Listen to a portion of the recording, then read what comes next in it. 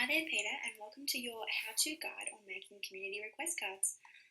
My name's Georgia, and I'll be running you through this quick video just to show you how to make the request cards for your friend Ron. Ron's very lucky to have a friend like you that's willing to help him out. So here we go. So firstly for you, Peter, just a quick slide on what community request cards are. So community request cards are communication aids. And communication aids are electronic or non-electronic items that can assist in conveying a message for individuals that have a complex communication need. A community request card is a card designed to help a person with limited or no speech to access services in the community. Ideally, it should be able to fit in the person's wallet or somewhere else easily accessible. Now, community request cards may be suitable for people who want to request certain items and tasks within their community. These requests can be represented on the cards in the form of a photo, picture or object, and words of course.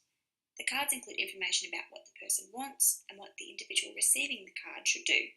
So for example, may I please have a skinny cappuccino, may be written on the card, and then towards the end of the card it will say, please place the change back into my wallet.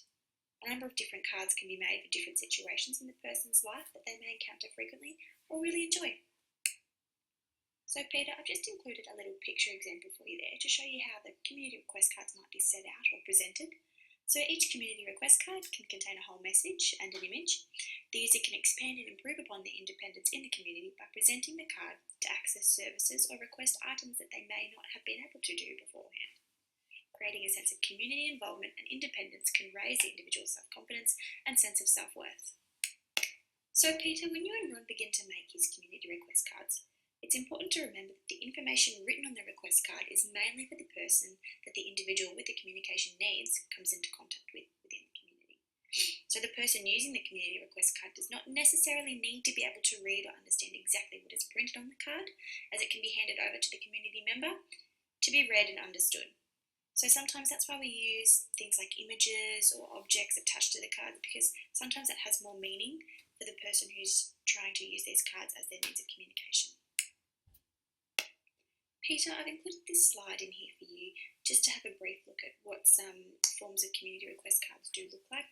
So these ones are attached to a little keyring, which can be accessed from the pocket or the wallet or the handbag. Otherwise, there are little sort of plastic pocket wallets that you can buy that the cards can be popped into. Some people choose to wear their cards around their necks, around a lanyard, so they're all easily accessible from points such as those.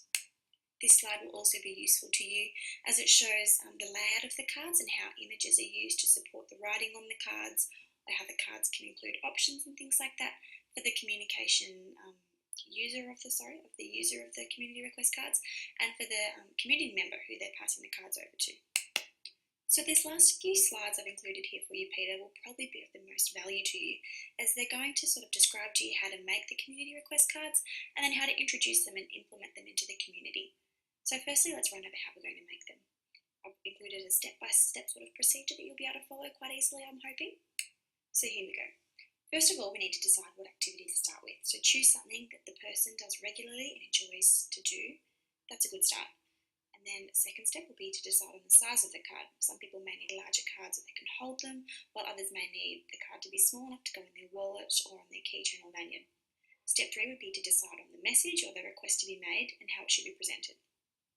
Step 4 is to clearly write the request out on the card. Make sure you use a large print that is easy to read and ensure that all needed information is provided in a concise way. Step 5 is decide on how to best represent the request so that it is meaningful for the individual.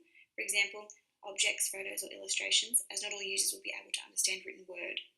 And lastly, laminate the card to ensure its strength and durability, as the cards will be used frequently and passed from hand to hand regularly. So lastly, Peter, I've included for you a sort of step-by-step guide in how you may be able to help Ron in introducing his cards into the community. So firstly, start with a task that involves a quick changeover and fast result. For example, buying a coffee or ordering lunch. Secondly, maybe practice the activity at home and then in the real community situation.